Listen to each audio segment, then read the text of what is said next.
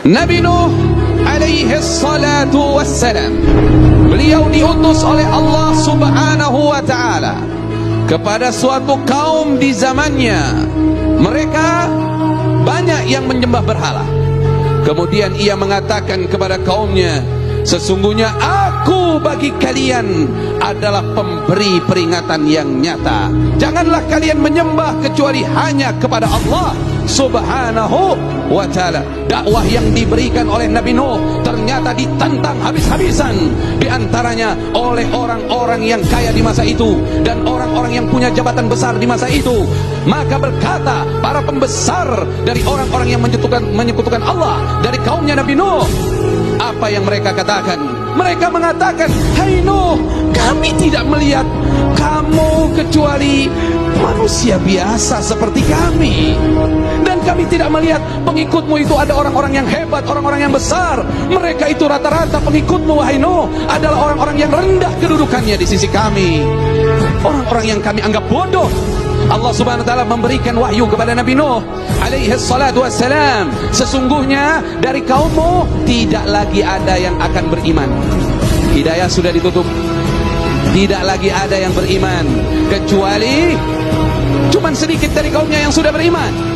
Hati-hati, jangan menutup diri dari hidayah Allah. Akhirnya datanglah waktu di mana Allah akan mengazab kaumnya yang tidak nurut kepada ajakan Nabi Nuh alaihi salatu wassalam. Kemudian Allah berfirman, wahai Nabi Nuh, buatlah kapal besar. Maka Nabi Nuh saat itu bertanya kepada Allah, ya Allah, saya tidak punya pengalaman dalam membuat kapal. Saya tidak mengerti tentang kayu, bahkan saya tidak mengerti.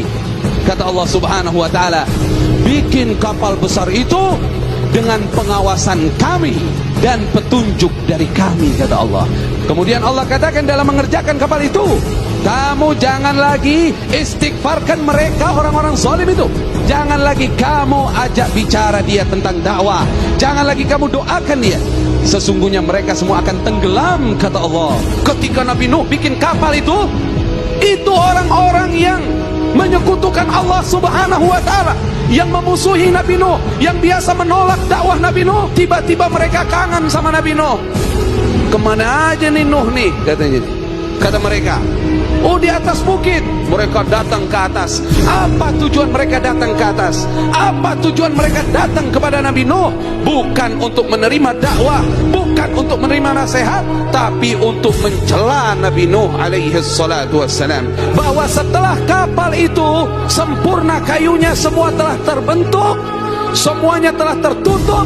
Kemudian Allah perintahkan, wahai Nuh, kalau sudah datang ciri-ciri akan datangnya azab, keluar air, wafarat tanur, keluar air dari tempat api. Kalau di rumah setiap orang waktu itu ada tempat pembuatan roti, itu biasanya api. Nah ini kalau sudah keluar air dari situ, berarti banjir mau datang. Nabi Nuh lagi bikin roti, keluar air.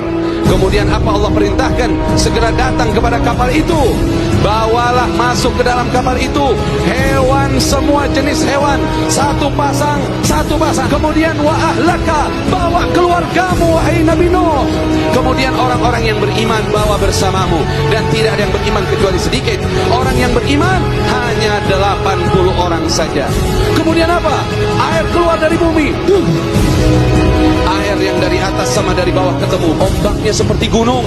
Akhirnya naiklah Nabi Nuh alaihi salatu wassalam. Ada satu putranya tidak selamat, namanya Kan'an. Ada riwayat lain namanya Yam. Dia memilih gunung, akhirnya gunung tidak bisa menyelamatkannya.